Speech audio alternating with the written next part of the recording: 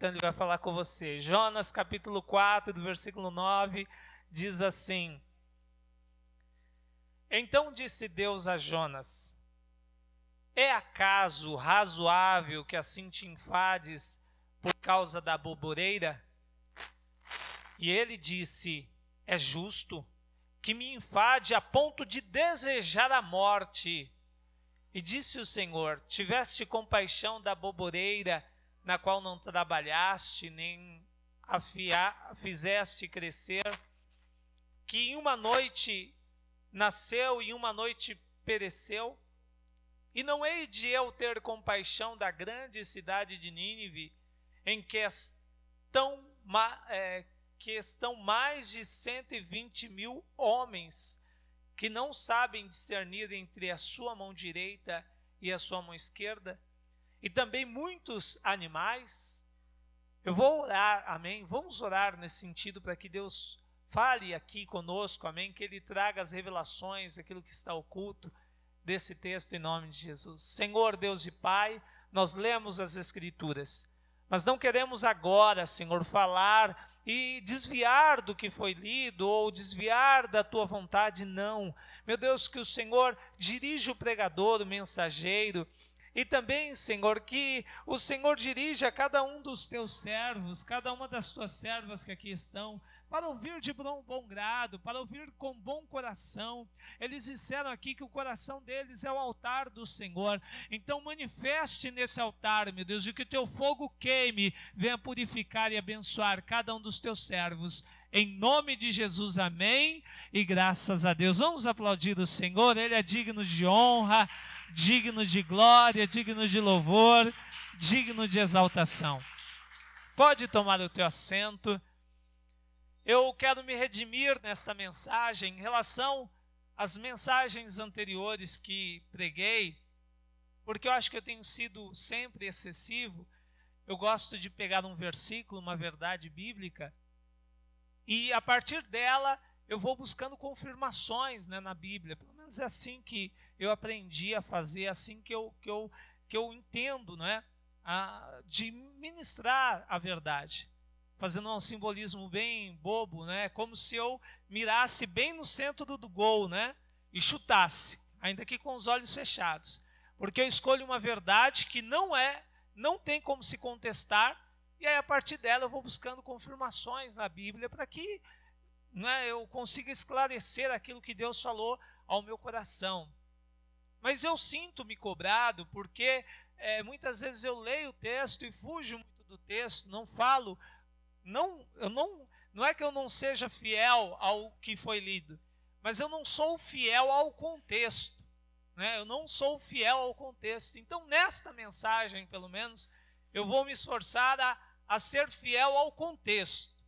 Eu não vou ler todo o livro de Jonas, mas é um texto bem conhecido, de fácil compreensão, por isso eu creio até escolher esse texto para que nós possamos realmente ficar no contexto, ficarmos ali nesse livro de Jonas.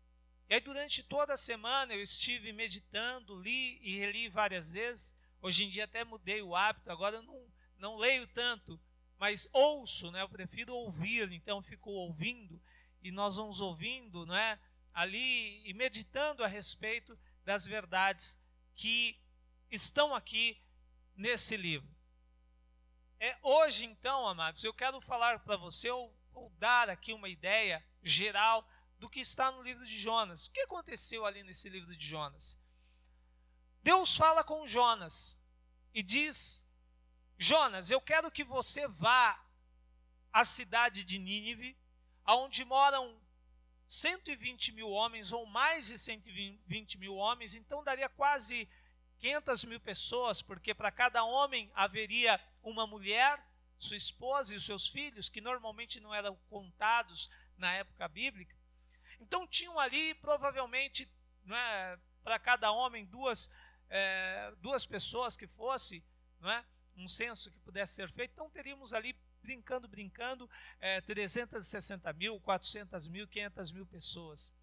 E seria a quantidade de pessoas que residem hoje aqui em Carapicuíba. Nós temos mais ou menos essa faixa de população. Claro, a cidade de Carapicuíba, próximo de algumas cidades, ainda é uma cidade bem populosa, porque é pequena, 35 quilômetros apenas, mas para aquela época, amados, aquela era uma cidade popular, muito populosa. Porque imagina só, se há 50 anos, há 100 anos, não é, já é uma grande população que existe aqui hoje. Você imagina tantos anos atrás, não é? Então era uma população de um país, vamos dizer, é um país poderosíssimo. Nínive era uma capital importante naquela época. E Deus fala com Jonas, o seu servo, o seu profeta, e diz: olha, profeta, vá a essa cidade e diga a eles, diga que a destruição está para vir, vai acontecer, e é em 40 dias. Entregue esta mensagem para eles. O profeta Jonas recebeu a palavra de Deus, mas ao invés de ir para Nínive, ele foi para Tarsis. E o texto é enfático em dizer que ele fugiu. Ele não fugiu dos ninivitas, ele não fugiu da missão, mas ele fugiu da face do Senhor. Ele queria se ocultar de Deus. Leamos aqui então, capítulo 1, só para ficar aqui mais claro. Jonas capítulo 1, versículo 1. E veio a palavra do Senhor a Jonas, filho de Amitai, dizendo: levanta-te, vai à grande cidade de Nínive e clama contra ela. Aqui não está as palavras de Deus, mas lá adiante estará. Porque a sua malícia subiu até mim. E Jonas se levantou para fugir de diante da face do Senhor, para Tarsis. Ele vai embora, foge. Ele foge da face de Deus, da presença de Deus. Ele vai. Deus então, vendo que ele havia entrado no navio, permite que venha uma tempestade muito forte. E aqueles homens, apesar de serem experientes no mar, identificaram que aquela tempestade não era comum, era anormal o que estava acontecendo.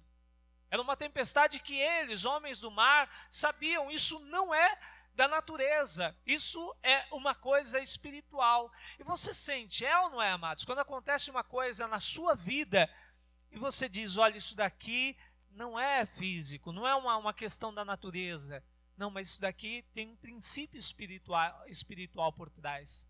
E aqueles homens começam a investigar, tentar descobrir o que é que está acontecendo. Eles vão até o fundo do navio e veem dormindo lá o Jonas. E desperta o Jonas e diz: ei, dormente, o que você está fazendo aí? Uma tempestade dessa, ninguém conseguiria dormir em condições normais. Por que você está dormindo? Alguma coisa errada. Qualquer um aqui, nós que somos experientes, estamos com medo de morrer. Você está aí deitado, dormindo? E ele despertado, e perguntam de onde ele é. E ele começa a contar a sua história. E ele diz: olha, realmente o que está acontecendo com vocês, a consequência é porque eu estou fugindo da face do Senhor.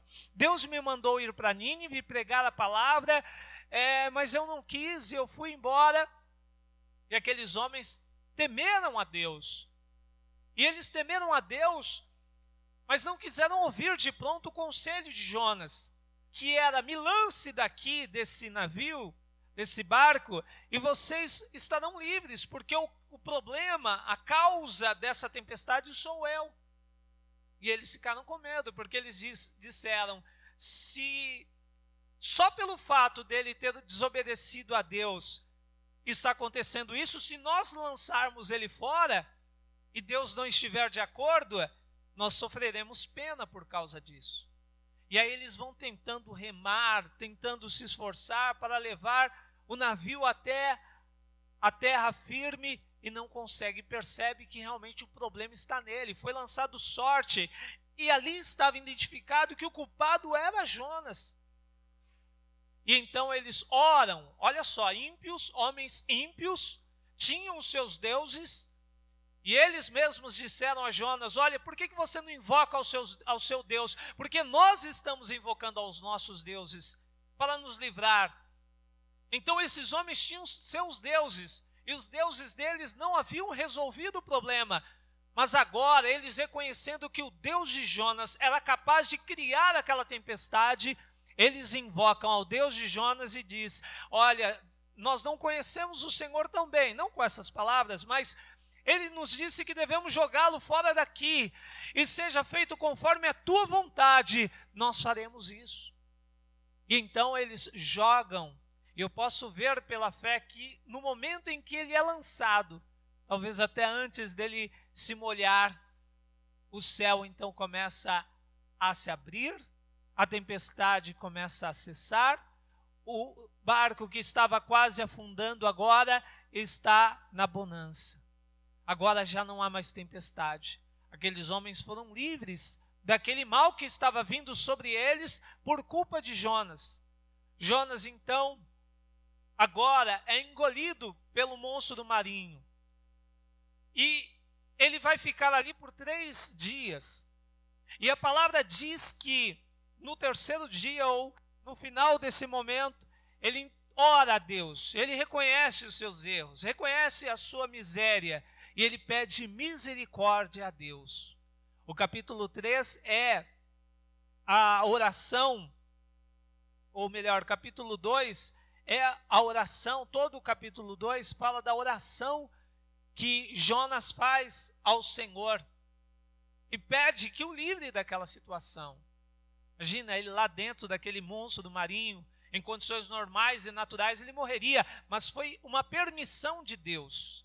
De alguma forma ele ainda continua respirando, seu organismo ainda continua funcionando, e ele está vivo, ali dentro daquele monstro marinho, e ora, até que Deus ouve a sua oração, e o joga para fora daquele animal, e ele então vai cumprir a sua ordem, a sua primeira ordem, a ordem de ir lá pregar.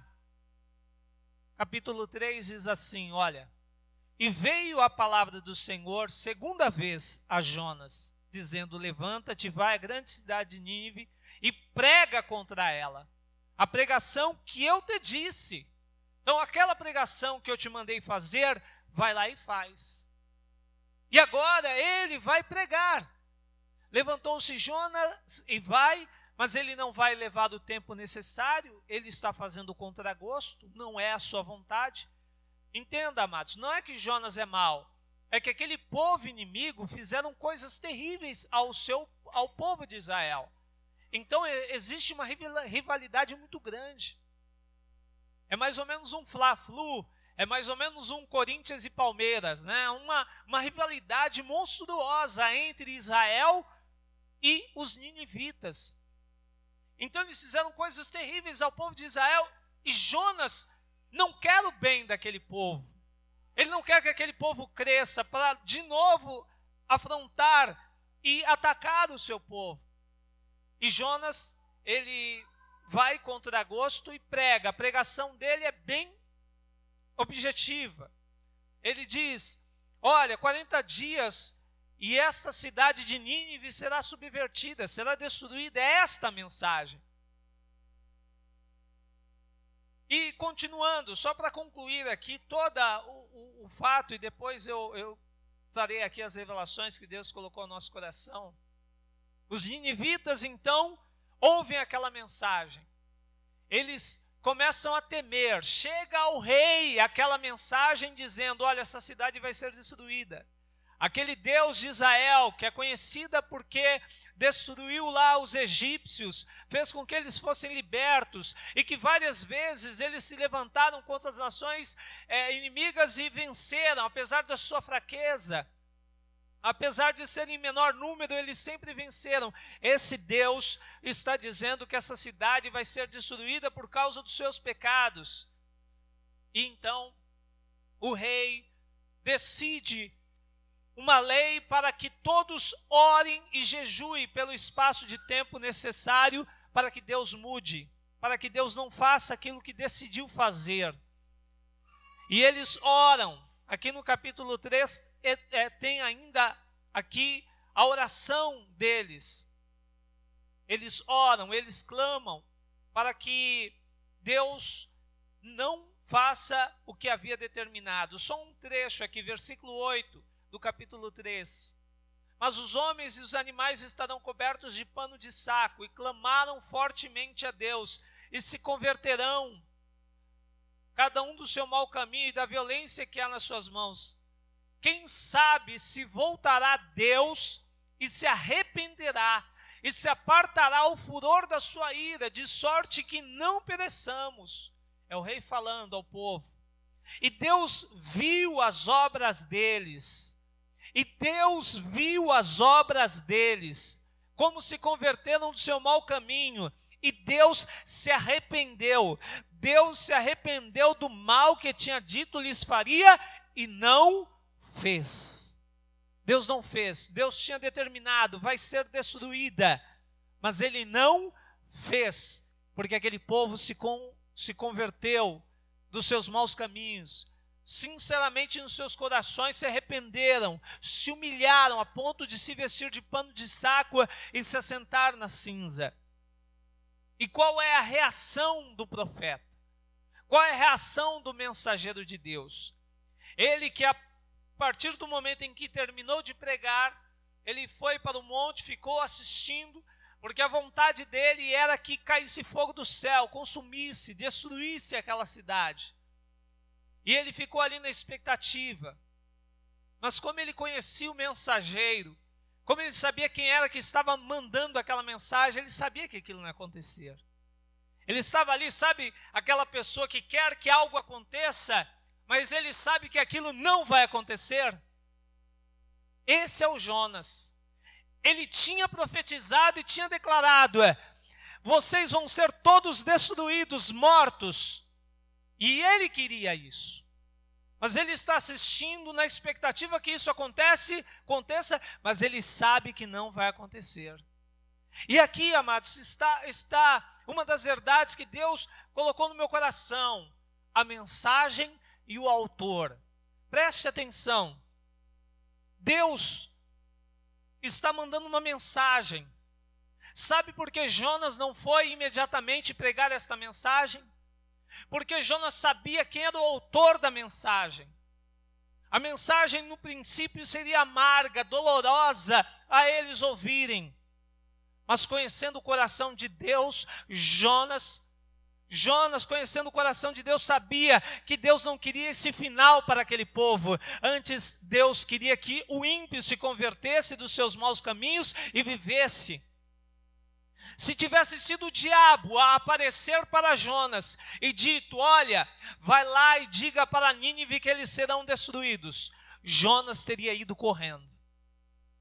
Porque ele saberia que o propósito, o desejo do diabo seria esse. Amados, olha que interessante a mensagem. Quando você ouvir uma mensagem, entenda quem é o autor da mensagem. Busque saber quem é o autor da mensagem. Por exemplo, um pai que diz para a filha: irado, você está se vestindo como uma prostituta. Por mais que seja dolorido para ela ouvir isso. Se o pai está dizendo isso, não está dizendo por mal. Ainda que talvez nem devesse usar essas palavras. Agora, se for qualquer um outro dizendo que ela está com vestes de prostituta, é porque ela realmente quer o mal. Deseja o mal. Quem é o autor da mensagem? Busque entender, amados, quando você ouvir qualquer que seja a mensagem, quem é que está dizendo? Olha que interessante. Jesus perguntou aos discípulos: quem dizem que eu sou? Quem estão dizendo que eu sou? E o conceito de Jesus estava muito alto naquele momento. E diziam: é Jeremias. Olha que profeta, não é? Jeremias, um grande profeta. Dizem que o Senhor é o Elias. Imagina, amados, Elias, um dos maiores profetas do Antigo Testamento. Olha, dizem que o Senhor é o João Batista, um grande profeta também daquela época. Aí vem Pedro, que teve uma revelação divina, e olha, Jesus não está preocupado com o que os outros dizem. Ele está preocupado com o que Deus diz sobre ele. E o que Deus diz, o que o autor Deus diz, qual é a mensagem de Deus para Jesus? Quem Jesus é para Deus? Quem Jesus é para Deus?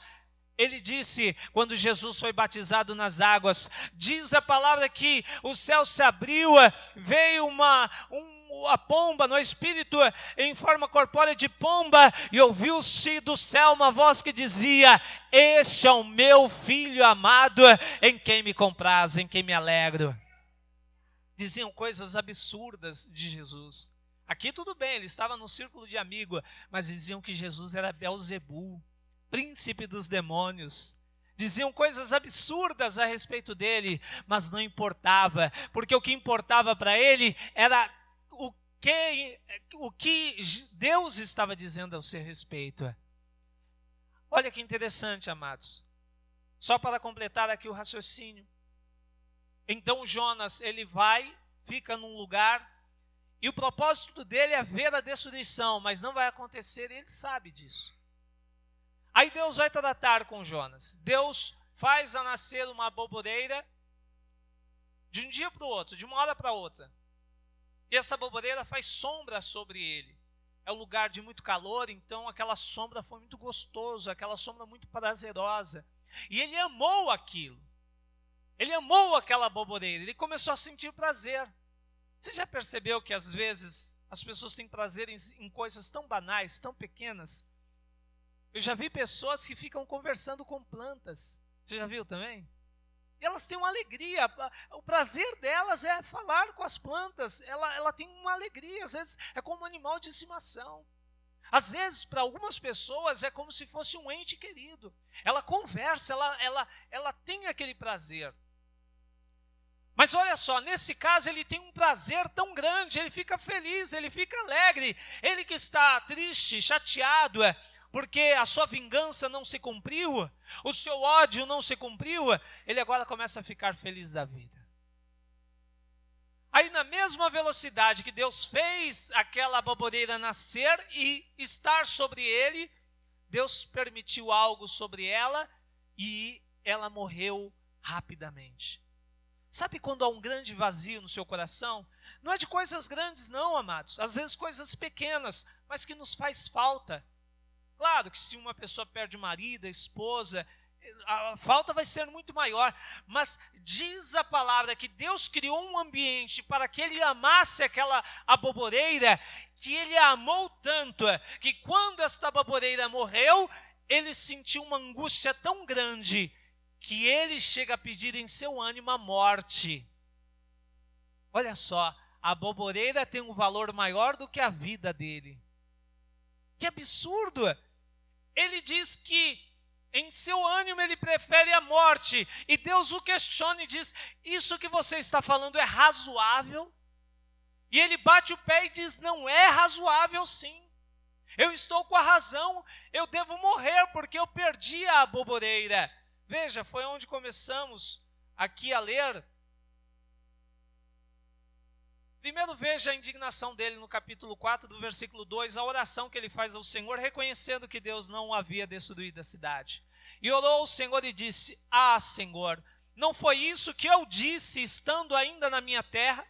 Por isso me preveni, fugindo para Tarsis, pois sabia que és Deus piedoso, é misericordioso, longânimo e grande em benignidade, que arrependes do mal.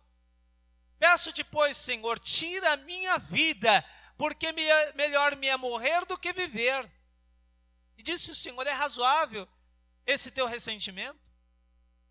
Então Jonas saiu da cidade, aí Deus vai permitir que tudo aquilo aconteça.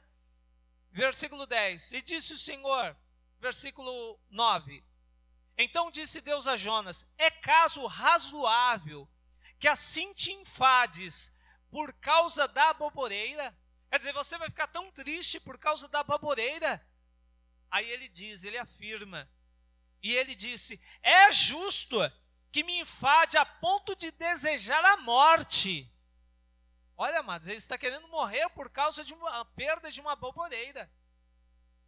E disse o Senhor: você teve compaixão da aboboreira, na qual não trabalhaste nem fizeste crescer. Quem fez crescer foi eu. Porque quando você cria algo, você dá todo o cuidado a algo, aquilo parece ter um valor muito grande. as mães é que diga aqui, não é? Talvez por esse o amor é maior da mãe para o filho, porque ela é que cuida, ela que faz crescer, o pai está longe, o pai está ausente, então há um amor muito grande. Ele diz, olha, você nem fez nada para ela crescer, você nem regou, foi eu que fiz ela crescer, foi eu que fiz ela se formar, e aí agora ela não existe mais e você está com todo esse sentimento, que em uma noite nasceu e uma noite pereceu, e não hei de eu ter compaixão da grande cidade de Nínive, em que estão mais de 120.000 homens, que não sabem discernir entre sua mão direita e a sua mão esquerda, e também muitos animais?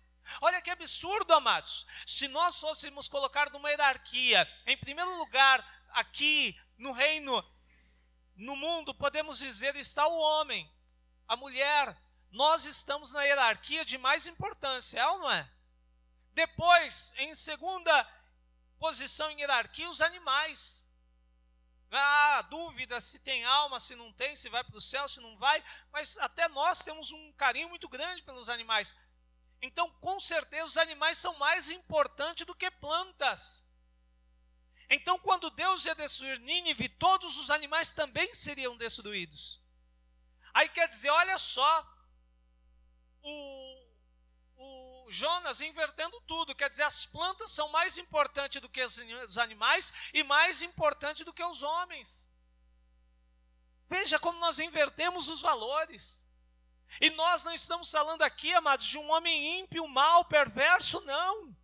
Estamos falando de alguém que andava com Deus, que tinha comunhão com Deus, que vivia ali ao lado do Senhor. O que nós conhecemos da vida de Jonas é essa história, mas eu creio que ele teve muitas outras histórias que ele viveu com o Senhor. E será que nós não vivenciamos essas coisas? Será que nós não vivemos essas coisas de alguma forma? Agora, depois de citar toda a palavra, eu quero trazer algumas revelações, amados. A primeira eu já citei aqui, a mensagem e o autor. Procure analisar quem é o autor. Busque realmente investigar, porque às vezes pode ser que alguém esteja falando, mas só que por trás desta pessoa seja Deus que está falando. Ou pode ser que seja o diabo. Olha, eu já ouvi casos de pessoas estarem no centro espírita e lá, de alguma forma, Deus usar o pai de santo para dizer, o seu lugar não é aqui, o seu lugar é lá na casa de Deus. Isso pode acontecer. Deus não usou uma jumenta? Deus não usou pessoas que nós nunca, jamais imaginaríamos que Ele ia usar? Então, analise quem é o autor da mensagem. Jonas sabia que o autor era Deus, e sendo Deus, ele sabia, se eu entregar esta mensagem, não será para o mal, mas será para o bem, será para abençoar. Ao invés de salvar, que era o objetivo de Jonas, ele coloca outros em perigos, por não cumprir a vontade de Deus e por fugir da face do Senhor. Quando ele decidiu fugir da face do Senhor, ele que seria um instrumento de salvação, passa a ser um instrumento de destruição. Quem estava no barco com ele afundaria. Então, amados, não só por você, não só por aqueles que Deus está te chamando a fazer o que tem que ser feito, faça o que Deus está te mandando, para que não só essas pessoas pereçam, que é responsabilidade sua salvar, mas que outros que não têm nada a ver com isso também se perca. Ele podia ter ira do povo de Nínive, mas que culpa tinha aqueles homens do navio? Que culpa tinham? O que eles tinham a ver com isso? O que os seus colegas de trabalho têm a ver com isso? O que os seus familiares têm a ver com isso? Deus quer que você faça aquilo que foi determinado. E quando você fizer, Deus vai salvar aqueles que Ele determinou que você salve e outros também. E outros também. Mas jamais você será canal de perda ou causa de perigo para alguém. A oração de Jonas, aquele que deveria ser instrumento de salvação, está precisando pedir pela sua salvação. No começo dessa história, desse fato que aconteceu, ele é totalmente salvo. Quando Deus falou com ele, a primeira vez, ele é salvo. Quantos acreditam na sua salvação, digam amém. Ele é salvo. Mas você percebe que no meio da história ele perdeu a sua salvação. Ele está em perigo. E ele precisa usar todo um capítulo desse livro para orar ao Senhor e pedir misericórdia. Aquele que estava salvo, por não querer salvar, até a sua vida está em perigo. Até ele está em perigo. Paulo disse sobre isso, não é? Ele disse que, aprovando outros, que eu não seja reprovado. E veja, Paulo tinha boas intenções, não era como Jonas, que no caso aqui tinha más intenções. A mensagem de Deus pregada por Jonas, em um dia, quando seriam necessários 3 dias.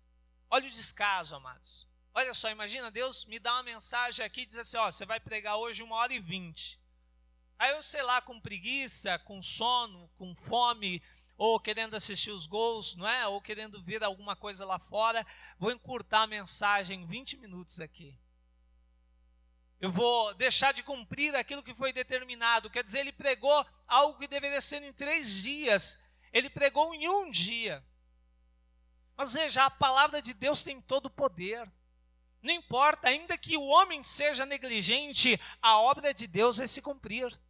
Deus vai cumprir. Ele foi insuficiente no seu trabalho, mas Deus é suficiente. Deus é capaz de usar até mesmo quando somos negligentes. Ele consegue, ele vai e consegue fazer o que é para ser feito. O arrependimento e a oração dos ninivitas, né? Eles oraram, buscaram o Senhor. Depois Deus se arrependeu do mal que tinha dito, né? Que ia fazer e não faria. O desgosto e oração de Jonas. Deus trata com Jonas porque ele... Uma coisa que eu quero falar, e eu confesso a vocês, amados, eu sou muito emotivo. Eu choro com muita facilidade. E aí, durante essa semana, meditando nessas verdades, eu cheguei até a derramar lágrimas, né? Pilotando e meditando nas coisas do Senhor. E cheguei a derramar lágrimas com essa verdade. Porque olha só, amados, seja sincero. Quando algo não serve para você, você se desfaz daquilo. É verdade ou não é? Se algo não te serve, você compra uma cadeira, você está aí com a cadeira sentado agora, mas se você tem uma cadeira na sua casa e ela não tem uma perna, você não consegue se sentar nela porque ela não tem como. Você tenta de um jeito, tenta do outro. O que você faz com ela? Joga fora, não presta, tem um defeito. Se você tem uma televisão, ela não tem imagem, você joga fora. Se você tem um rádio, ele não se ouve mais nada nele, você joga fora. Ele está com defeito. E eu digo para você, olha, Jonas, no primeiro momento aqui, ele demonstrou um defeito. E um defeito principal. Para que serve para Deus um profeta que não profetiza? Para que serve um profeta que não cumpre a ordem de Deus? Para que adianta? O que Deus deveria ter feito naquele momento que ele deu defeito? Começou a dar defeito. Se ele fosse eu e você, o que ele ia fazer? Deixa eu jogar fora. Deus não podia pegar qualquer um outro? Podia pegar um de qualquer um outro ali do seu povo, do povo de Israel. Ele poderia ter levantado lá do Ninivitas e poderia ter feito. Mas por que Deus não fez isso? Sabe por quê? Porque Deus não é como nós. Quando você está com defeito, e várias vezes nós demonstramos defeitos para Deus, sabe o que Deus faz? Em vez de Deus descartar você como se fosse algo sem valor, Deus pega você e diz assim, eu vou te consertar. Eu vou te consertar. Eu vou te consertar. Deus no primeiro momento diz, vai para Nínive, ele vai para Tarsis. Deus diz, então tudo bem, olha a tempestade. Deus querendo consertar Jonas, ele não se consertou, foi jogado fora. E aí ele entra naquele monstro marinho, e Deus está dizendo, eu quero te consertar, você tem que ser consertado. E se você perceber até o final, ele ainda mesmo ali naquele momento da boboreira, ele ainda está um profeta com defeito. Mas eu creio, ao final, Deus Deus havia consertado ele e mostrado para mim e para você. Durante a nossa vida, muitas vezes para Deus vamos demonstrar defeito, mas Deus está com todo amor e carinho te consertando a cada dia. Ele vai estar cuidando e mudando. Quantas vezes o marido, no começo, quando se casaram, não tinha nenhum defeito. Aí o marido e a esposa começam a demonstrar os defeitos. Aí o que é comum acontecer? Deixa eu descartar porque está com defeito. Não serve, não presta. Mas com Deus é diferente, amados. Os filhos, o filho às vezes começa a usar drogas, começa a desandar. E realmente, um pai e uma mãe às vezes chegam no caso de dizer, não tem mais o que fazer, eu vou descartar, não serve mais. Mas pode uma mãe que gerou, que amamentou, esquecer-se do seu filho, mas Deus não se esquecerá. Ele continuará até o último momento a consertar você. Amados, é impressionante que esse livro de Jonas deveria ser um livro dos ninivitas. Mas na verdade, se você prestar atenção, um quarto do capítulo, são 4 capítulos. Um capítulo é para os ninivitas. E os outros 3, Deus está tratando com Jonas. Deus está cuidando do Jonas. Olha só o cuidado que Deus tem individualmente. Para Deus não importa. Às vezes o pregador está diante de 5.000 pessoas. Ele está lá empolgado, animado. Olha, eu vou pregar para 5.000 pessoas. Deus não. Ele não se importa se está pregando para 120.000 pessoas ou se ele está ministrando uma pessoa só. O cuidado e o zelo dele é o mesmo. Olha que coisa gloriosa, não é, amados? Isso é maravilhoso. Deus não descarta, Ele conserta. A preocupação por 120.000 é a mesma que por uma pessoa só. Diz que é dito, que uma alma vale mais que o mundo inteiro. Amados, olha que interessante também. A falta de misericórdia de Jonas não diminuiu a graça de Deus. Não é? Por mais que ele tivesse ali falta de misericórdia, isso não alterou a misericórdia de Deus. Não alterou, não influenciou. O grande desejo de vingança de Jonas não fez Deus ficar mais irado. Não mudou os sentimentos de Deus. Ainda bem, os nossos sentimentos não alteram o comportamento de Deus. Há momentos na nossa vida, talvez, eu vou dizer não por mim, mas às vezes a pessoa pode dizer assim, que caísse um raio na esposa.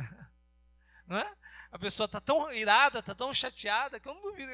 Eu queria que caísse fogo do céu.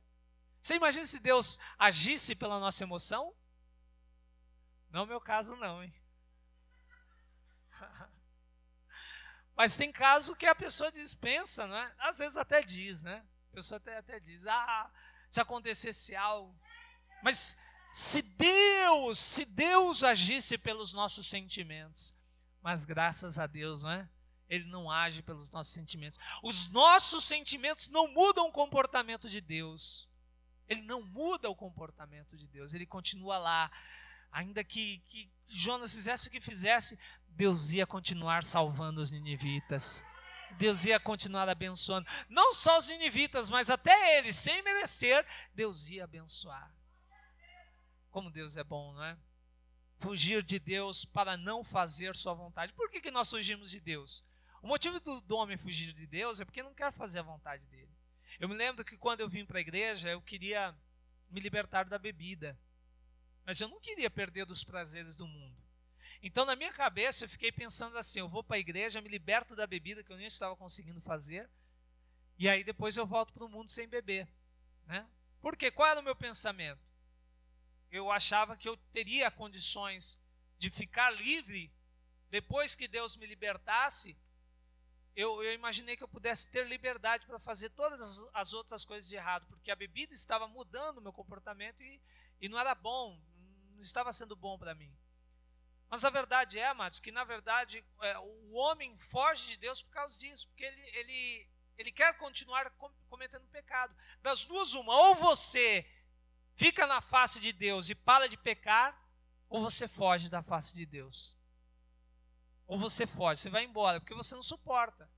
Então eu comecei a vir, eu não suportei, eu parei de beber, depois parei de fumar, não é? E parei de andar nas más companhias e comecei a ter prazer em fazer a vontade de Deus, em estar diante da face do Senhor. Mas quando você quer pecar, você foge, você vai para longe. E para encerrar, amados, duro é recalcitrar contra os aguilhões. Isso está escrito em Atos 9, versículo 5, foi o que aconteceu com Jonas. Aguilhões, na verdade, é o que é colocado naqueles animais, quando é colocado em rodeio, não é? Quando é colocado nos animais para eles ficarem mais ariscos, não é? Para eles ficarem mais violentos. É colocado aparelhos nele que ferem. E quanto mais movimento eles fazem, mais ferida eles sentem, mais dor eles sentem. À medida que eles sentem dor, mais violento eles se tornam. Esse é o objetivo. Então eles têm esses aguilhões aí e quanto mais eles tentam se mexer, se bravejam, mais feridos eles são, e mais eles estão um círculo vicioso. O que aconteceu com Jonas foi isso. Ele estava tentando recalcitrar contra os aguilhões. E Paulo também, por isso que Deus apareceu para Paulo e disse, olha, primeiro ele pergunta, Senhor, quem tu és? E aí o Senhor diz, eu sou Jesus a quem tu persegues. Duro é para ti recalcitrar contra os aguilhões. Ou seja, quanto mais se contorce, quanto mais quer fugir da presença de Deus, quanto mais quer se opor à vontade de Deus, mais dores a pessoa sente, mais ela sofre, mais dói. Agora, quando ela se submete, e ela faz como Paulo, porque a partir daquele momento ele diz, eis-me aqui, Senhor, para onde o Senhor me mandar irei. E eu creio que com Jonas não foi diferente, porque foi ele mesmo, nós acreditamos que ele que escreveu isso. Eu creio que para ele escrever isso, ele teve a compreensão exata de tudo que aconteceu. E no final não é muito claro o texto, mas eu creio que ele compreendeu. Ele disse, que coisa, eu ficar aqui desejando bem de uma boboreira e a morte de 120 mil pessoas. Então, amados, tome posse desta palavra. Tome posse no seu coração. Eu confesso que eu não tinha e não tenho até aqui... A mensagem não foi bem organizada a ponto de eu dar um nome, não é? Porque eu até pensei em 3 nomes, né? O nascimento da boboreira, a mensagem ao autor, mas aí como os levitas antes da mensagem louvaram e falaram sobre o defeito, o terceiro nome, não é, que eu daria a esta mensagem, Deus não descarta, Ele conserta. Eu não sei quais são os defeitos que você está demonstrando, quais os defeitos que você tem, mas Ele é capaz de te consertar, amém? E Ele vai te consertar para que o nome dEle seja glorificado. Aplauda o Senhor, Ele é digno de honra, digno de glória, digno de louvor. Deus quer nos consertar, precisamos ser consertados pelo Senhor, e Ele vai nos consertar, amém? Cada vez mais. Se coloque de pé. Eu quero fazer um convite, um apelo a você, querido, querida que está aqui, que não havia recebido Jesus como Senhor e Salvador. Se você quer, dê um sinal com a sua mão direita. Eu quero orar, abençoar a sua vida. Ou você que está aqui diz assim, olha, eu quero me reconciliar com o Senhor. Você talvez diga no seu coração, pastor, olha, eu já sou um servo de Deus, até um profeta, uma profetisa, mas eu tenho demonstrado defeito. E eu sei que Deus não quer assim. Eu quero que Ele me corrija. O lugar do Senhor te corrigir, amados, é aqui na casa dEle. É melhor que você seja corrigido aqui diante do altar, com palavras, com orientação da palavra de Deus, do que você ser corrigido lá fora. Porque hoje eu tenho certeza, Deus não vai usar o monstro do marinho para nos devorar. Não vai ser essa forma. Mas muitas vezes vai ser uma dificuldade financeira, vai ser uma dificuldade na saúde, muitas vezes a dificuldade na família. E são situações que vêm, por quê? Porque Deus quer nos consertar e nós não estamos entendendo que estamos em defeito. Achamos que estamos perfeitos. Somos uma cadeira sem perna e estamos se achando tal, como se fôssemos perfeitos. Não estamos cumprindo o nosso propósito principal, como profeta que não profetiza, como profeta que recebe a mensagem e não entrega. É equivalente ao levita que não tocasse o instrumento. pastor que não pregasse. Então, se alguém deseja sair do seu lugar e vir aqui diante do altar para receber esta oração, venha. Eu não vou insistir. É como o bispo falou, a questão de ousadia, né? Se você quiser, se você desejar. Mas eu sei, Deus é tão misericordioso que pode alcançar aí onde você está. Coloque a mão à altura do seu coração. Eu creio que todos nós precisamos disso. Ninguém aqui é perfeito. Todos nós precisamos disso, todos, sem exceção. Creio que mesmo o bispo, que é nosso modelo maior, não é? Aqui, mesmo ele, quando olha, depois de tanta experiência, cabelos brancos, ele olha para si mesmo e diz assim: olha, eu poderia melhorar nisso. Eu poderia melhorar nisso, porque ninguém é perfeito. E o dia que nós formos, Deus vai nos levar lá para a glória. Então, vamos orar. Ore todos, não só os que estão diante do altar, mas você que está no lugar. Ore assim comigo, diga assim: meu Deus, eu peço perdão por não cumprir o propósito que o Senhor me deu. Se as lutas que eu estou enfrentando são consequências de desobediência à tua palavra, mostra que eu venha compreender e praticar a tua vontade, em nome de Jesus. Eu vou orar por você. Senhor Deus e Pai, estão aqui os teus servos e servas. Eu peço, meu Deus, que o Senhor abençoe, não só estas que aqui estão diante do altar, mas eu quero que o Senhor vai consertando agora, cada um que está no lugar, cada pessoa que até sentiu no coração de vir à frente, mas talvez por medo, por temor, por vergonha ficaram no lugar. Vai consertando agora, meu Deus, a forma de falar, a forma de agir. Se ela foi designada a fazer alguma coisa e não está fazendo aquilo que o Senhor a levantou para fazer, a coloca, meu Deus, na posição, para que o nome do Senhor seja glorificado. Meu Deus, sabemos que o Senhor não vai nos descartar. O Senhor não vai nos descartar. O Senhor vai trabalhar dia e noite para nos aperfeiçoar. É como o oleiro que trabalha o vaso, e esse vaso pode quebrar 1, 2, 3, 4, 5, 10, 100 vezes, e o Senhor estará ali, pronto a refazer este vaso, a restaurar este vaso. Então restaura agora.